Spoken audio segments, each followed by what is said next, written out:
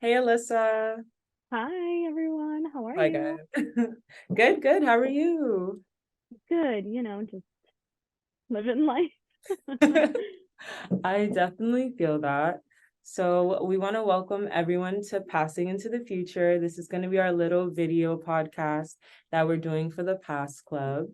And basically, what we want to do is just connect people to like different resources, help them with grad school, advice, current events in psychology. So, even if you're not a psych major, if you're into psych, this is kind of the spot for you, right? And so, we're going to be your hosts. I'm Io. I'm Nyla. My name's Alyssa. Let's introduce ourselves a little bit. So I'm Io. I am a psych major. I'm a senior. So next semester, there goes that BA.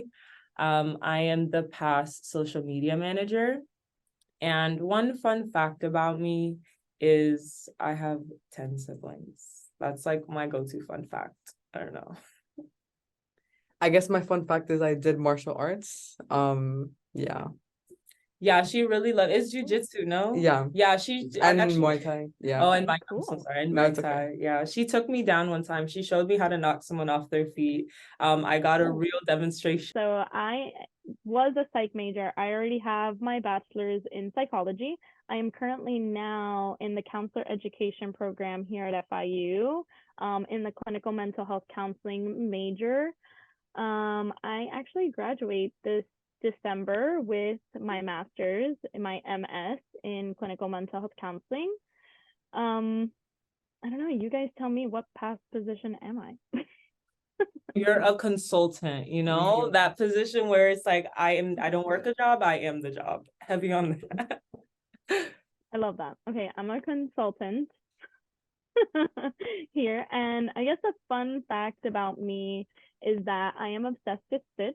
I have everything Stitch on my desk. I have so many shirts of Stitch, and yeah, Stitch is my favorite That's so character funny. ever. I had like a friend from high school and she's like the same way. Is there like a certain reason? Like, did you grow up watching the movie a lot or?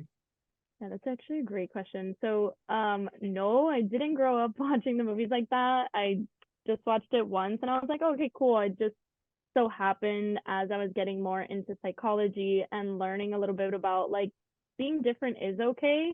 And I love the fact that that movie portrayed that, like, even though he is a blue little monster, he's different in his own way. And Lilo and the whole family loves him no matter what. Ohana.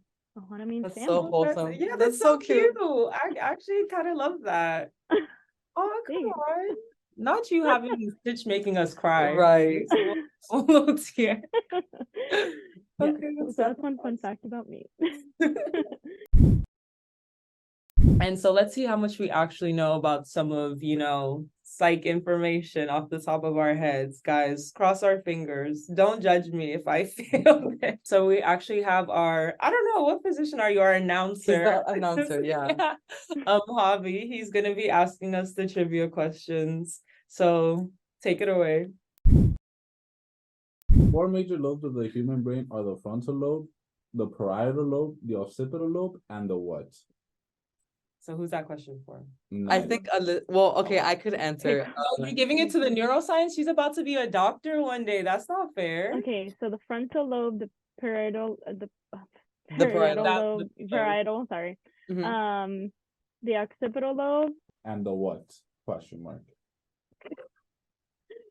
um, the brain is not my forte. I work with children. You said you work with software, not hardware. I feel Right, that. right. Temporal lobe. Yeah, Yes. damn. Okay, Getting Alyssa. it. All right, I was All right, okay, question great. 2. Which word that's also the title of the HBO drama describes the mental state of extreme happiness? Euphoria. Yes, Mm-hmm. correct. Okay, get into it. Yeah. All right, next question. What does the word psychology mean? Okay. Leo? I think that one has multiple choice No, but No, but what is it? because This- there's options. Mm-hmm. So you should pick from the options. Isn't it the Not study to- of like the Oh, brain? yeah, but I think it's like what does Study? No. because it's The study of something. The original meaning, I think it was the study of Isn't the it? soul. No? That Yeah. is correct. Yeah, Yeah. okay, okay. Here I am, like the study of the brain. I thought it was the study of the mind, but when I looked it up, it said the study of the soul, which is Yeah. interesting because it's psychology looks at the mind, not the soul. So, I mean, but is interesting. your soul in your mind? Right. I was stop. Yeah, I was literally gonna say that. I'm like, but what if like the way to your soul is through your mind? Mm. Get into it. Oh, this question's somewhat related. True or false? Is it technically possible to die of a heartbreak? Yes. Correct. True. Yes. I think so. Yeah. I mean, look at the older like like the older folks that like their partners die, then they die. That's Yeah. crazy. Like literally a week or a couple months later, they die because they're so heartbroken without them. And it's Mhm. crazy, like it shows you the power of like the mind over like the material, you know, over the Mhm. body and all that stuff. No, that is Yep. definitely like interesting to me. I was like watching this reel from a hospice nurse, and she was literally saying like that there's patients who like she'll be in their room and they're like, "Oh, I see my mom," or "I see like my husband," and they're like, "Oh, come, like, it's time for you to go home." Yeah. And like that was Crazy. so kind of crazy to me because she was like that when they would say that they saw that person, they would almost always die right immediately after, like within days of seeing a mom and stuff. So it's like, I don't know. That's kind of wild. Like when the dead people come to walk you back, they're like, "Oh, I'm gonna take you to the afterworld." I'm like, Is "Oh." that something you believe in? Like, do you believe in like the afterlife or like someone coming to see you? See, I feel like on one hand, I'm like, oh, logic and da da da da. And then on the other hand, it's like there's like things that you feel and like energies out there that like aren't measurable. I do feel like there's probably a spirit world out there. And like just because we haven't been able to scientifically touch it, measure it, and see it doesn't mean it's not real. Like I feel like this I just don't believe like we're all like convincing ourselves that there's an afterlife and it's like completely fake. I feel like there's a part of us that knows something, if that makes Yeah. sense. 1,000%. I personally believe we're like a soul having a human experience, and like it's really conflicting being like a scientific person and learning all the things of like how we have evolved from like animals and like pretty much like the scientific perspective on things, but then also having like a spiritual practice. Like for me, like that is something very like grounding in my life. So it's really interesting holding those beliefs, but then having it contrasted with science and like what do you trust, like what you can objectively measure or like what you have subjectively experienced in your own life. Like there's some experiences where like you can't explain and like science can't explain. Even like like there's been cases I've seen in like in my own life where things happen that like they shouldn't have or they're not like explainable by science. So it's like it just makes you question, like we don't have all the answers. Like even in science, like through discoveries we've learned certain things that we thought were true in the past aren't, or vice versa. So I don't know, that's like a really interesting thing to think about. Yeah, definitely. So like I feel the exact same way. I'm like, just because something is told to me through science doesn't necessarily mean it's true.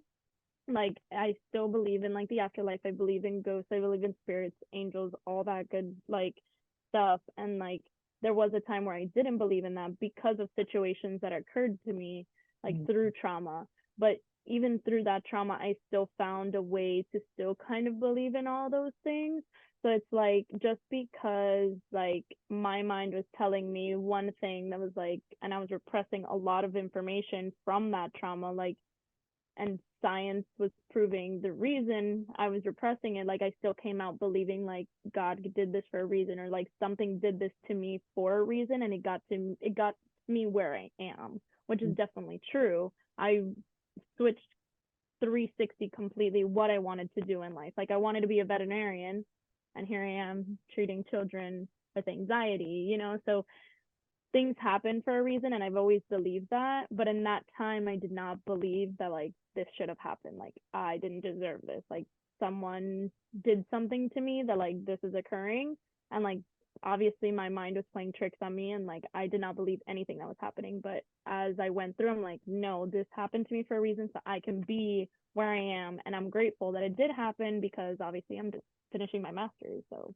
Yeah. One of the techniques that I've learned about getting through trauma is like giving the trauma a purpose. Like Yep. instead of viewing it as something where, you know, this happened to me, like it's not your fault, but it's your responsibility to fix. And like it's really important to kind of take on the what's it called, like To take your agency back, right? the agency, that's the Yeah. word. Yeah. Yeah, people are like, oh, things happen for a reason, right? And it's like, yeah, but the reason doesn't always precede what happened. You can make the reason after it happens. Mhm. Like, I love, like, it's a little corny, but when people are like, oh, every L is a lesson, 100%. I've never heard that. Oh, really? Like, I always try to say that to myself. Every L is a lesson. Like, life tests you, and then you learn what you need to learn. You're not learning before you get 100%. tested. But look, they've done studies. Testing people is the fastest way for them to learn information. So it's like, you know, you take those lessons and then you, like, it's really as corny as it is, character development for real. Like, I feel like some of the stuff 100%. I've been through, I'm like, it's just certain things like you can't tell me because I've already felt that pain and I've grown from it. So it's like it puts you in a different like stratosphere, honestly. Yeah, like I definitely feel that as well. Like I sometimes like I dislike when people say like, oh, I regret doing this in my life. But like if you regret it, then would you really be where you are? Like to me, I'm like, I don't regret leaving so and so, or I don't regret like taking this job, or I don't regret taking that, you know, like I don't regret anything in my life because like one, maybe that situation caused you down a path that you should be on, you know. So I feel like for me, regret, when people are like, oh, I regret that like I did this or I did that, I'm like, you shouldn't regret anything, because at the end of the day, that decision you made was because you thought it was the right decision in that moment. And in life, because of that decision in that moment, it led you down the path that you probably need to be on, you know? Yeah. So like obviously people that are also in like substance use or whatever, they will say that like once they're like in recovery and they're in that, like they're out of that situation, be like, oh, I ever regretted it. But technically that situation led you to recovery and taught you so many different things that you probably would have never experienced if you didn't like start taking like that drug or like drinking alcohol or whatever. Like I feel like yes, it is like a way, like maybe I do regret that, but at the same time, like maybe you shouldn't, because it led you down a path that you did end up in recovery. You did like survive through that, and it taught you so many different life lessons. Even if you went through the roughest patch during that time, it still taught you a life lesson that you probably would have never learned if you didn't 1,000%. get through it. 1,000%. Like that makes me think of this YouTuber that I watch. He's a psychiatrist. And he was saying how he would treat people with like terminal illnesses like cancer. And he said that like what he found in his patients was that they were actually grateful for the diagnosis, which is like a really interesting thing, because like you wouldn't think that someone who was diagnosed with cancer would be happy. But what he found is that after they were diagnosed, like they were forced to kind of take inventory of their life and like be more grateful for the connections in their life, for the people that were there. I think it like gives a fundamental lesson about like suffering. I think something I've come to learn is like suffering is, or no, not suffering, struggle is like a part of the human experience. And like the more you avoid that, like there's no growth there. Like you have to struggle to grow. And the more you avoid doing that, you're just gonna stay stagnant in your life. So instead of fearing falling down, it's like just going for it, trusting and believing in yourself to be able to get back up. Taking that risk, jumping into the ocean, riding that wave. Like I tell my kids, and like what I've been taught like through anxiety treatment and also like the CBT model, is like you have to ride that wave of anxiety. You have to ride that wave of whatever situation is going on. With each practice that you're nervous or uncomfortable in, as you keep going, you're going to feel more comfortable. That is so true. Yeah, like it's all just like a muscle. Like the more practice you have, the better, the more you're able to withstand. Like I feel like sometimes people are like, oh, like things are so difficult, or like things don't get, or like people wish like, oh, things will get easier. Things don't get easier. You just get better equipped to deal with them. It's like if you go to the gym, like if anything, the weights get, heavier, but all of a sudden 90 pounds is nothing after a while. So I think that's like super interesting.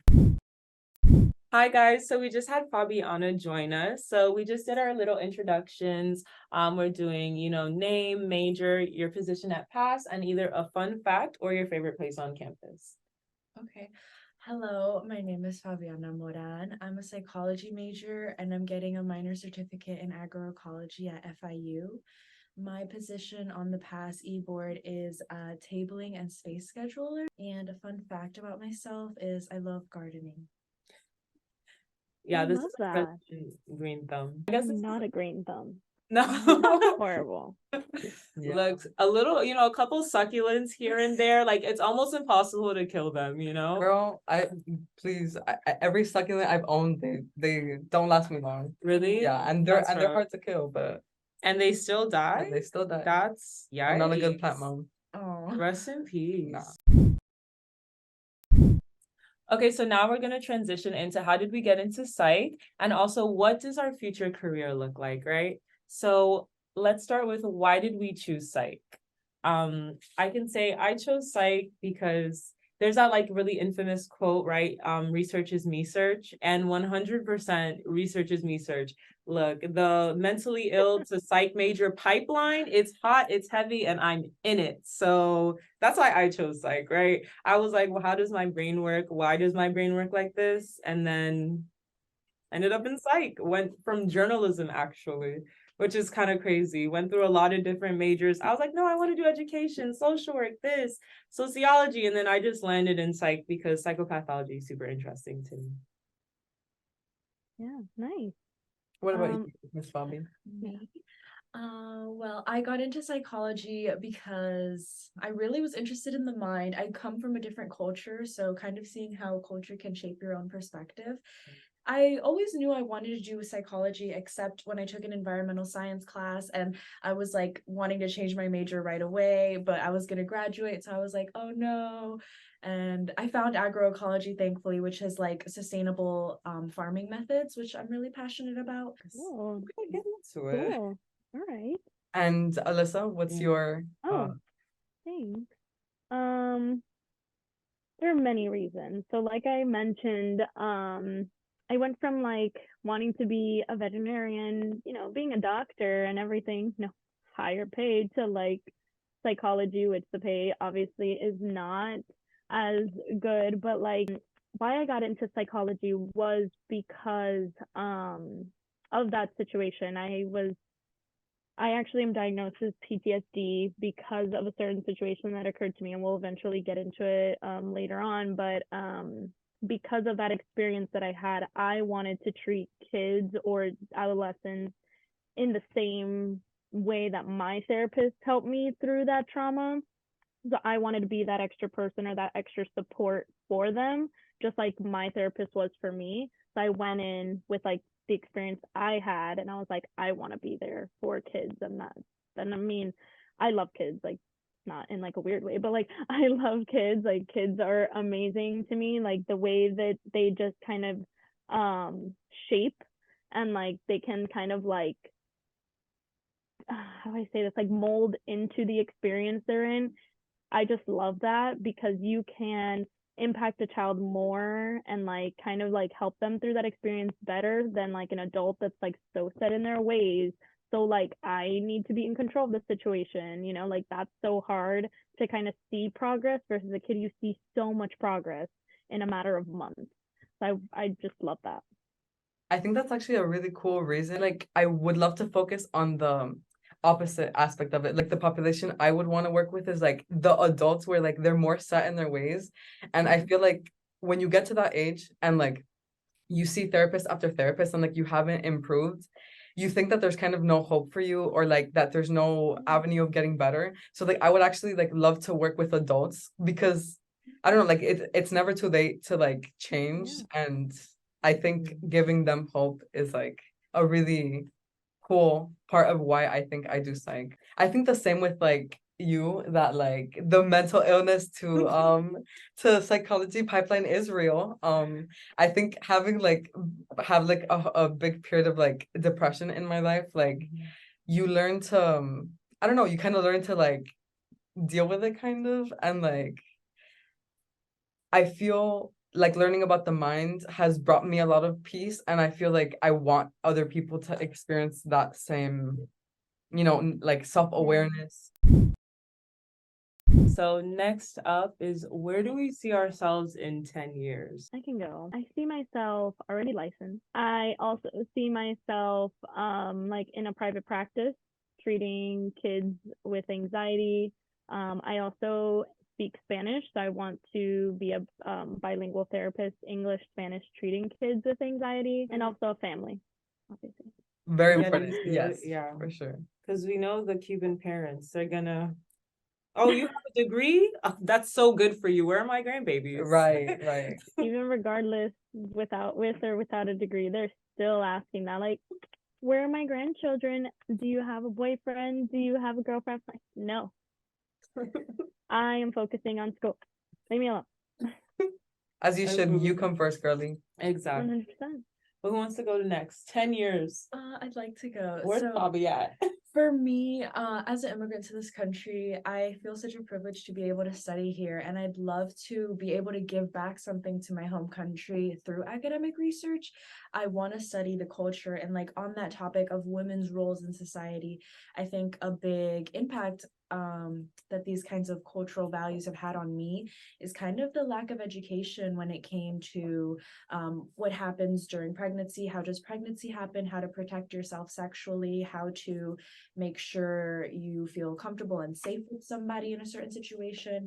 In the Hispanic household, sometimes these things are really, really stigmatized, and, adolescents or young adults may turn to the internet for some kind of conclusions that may not always be the best, and that can always have its own impacts. So I think kind of researching why is that stigmatization there and how can we try to move away from that would be really important, and something I'd also like to focus my research into, because like sometimes if you look at the reproductive structure of a plant, like there's male and female plants and they reproduce the same like in pollination as humans, so you could kind of like intersect those possibly, and I want to do something with that. Pretty awesome. Cool. Okay. She said we're doing psychology. That's what I'm gonna call it. Psychology? The That's brain hard to is a say. plant. Get into it. Yeah, I think in 10 years, I don't know. I mean, I definitely want to have a private practice too. My like long-term goal is to, like, I'm from Nigeria, right? And so especially the part I'm from is a little messy, a little people get kidnapped for funsies, very dangerous. And so I want to kind of go back there and fill in the gap a little bit between what, like, I guess the government isn't providing for people, but in a more like mental space. Like I want to help create like a safe third space, like how we have like things like the YMCA here, and we have like, community clubs where people are free to come. Like we have like libraries that are like open to everyone, and that's not really a reality in other parts of the world. The girlies don't even have functioning streets sometimes. Like Or no sidewalks.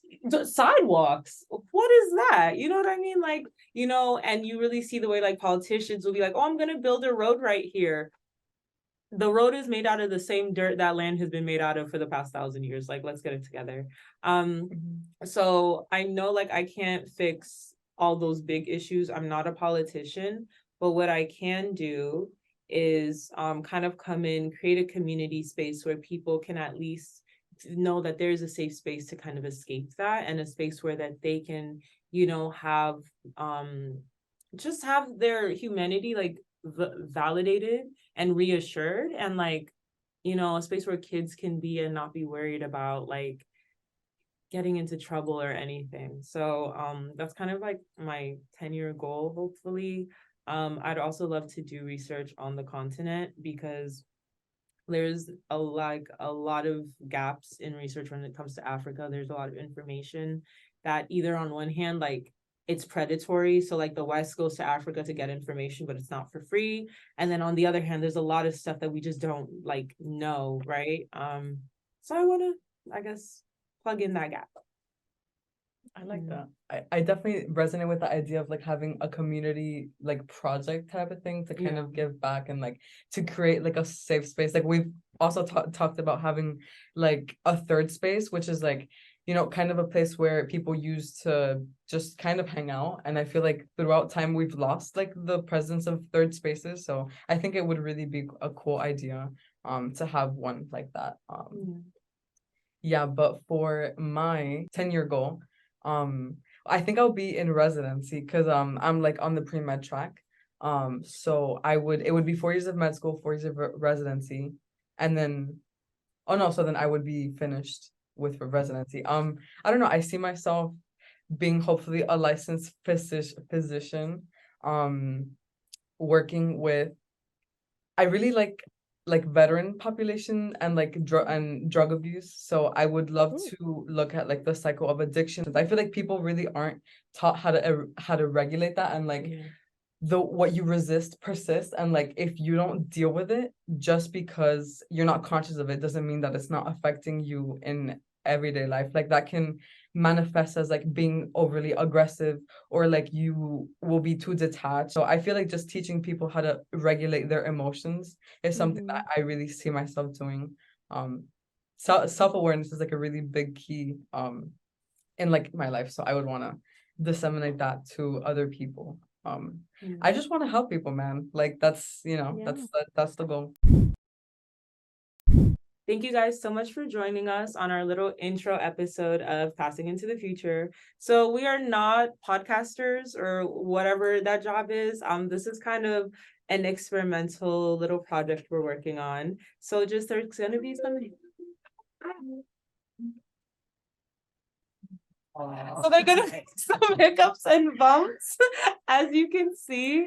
We're really just like passionate about psychology, and we want to have those discussions and also like give resources, kind of create this community to help people like get to where they want to go, and also like, spread information amongst ourselves. So if you're here for the conversation, be here. If you're here for a perfect podcast, I can't promise you that. Find another one. Exactly. We're trying our best, guys. Like go to one of the ones that like the NBC is hosting. You feel me? The TED Talk. But we're pretty goofy people, but we're passionate, like I said. And what we're going to aim for is to release like one episode every 2 weeks. Let's see how that goes, but yeah, other than that, make sure to follow Pass on Instagram at pass.fiu, which is PASS.FIU. We have a lot of really cool resources for you guys to help you get involved, and also like workforce help, grad school help, and even like peer mentor. Yeah, we have peer mentors coming up in spring semester, which is basically, an upperclassman just mentors a underclassman. We have psych jam, which is just like a mid-semester reset, after midterms, have NAMI. If y'all don't know who NAMI is, look them up. But have NAMI come in and help you not overstress yourself worrying about your grades. So yeah, that's really it. Thank you so much for joining us. Stay tuned for more. Bye guys. See you next time. Or do we end the recording? Yeah.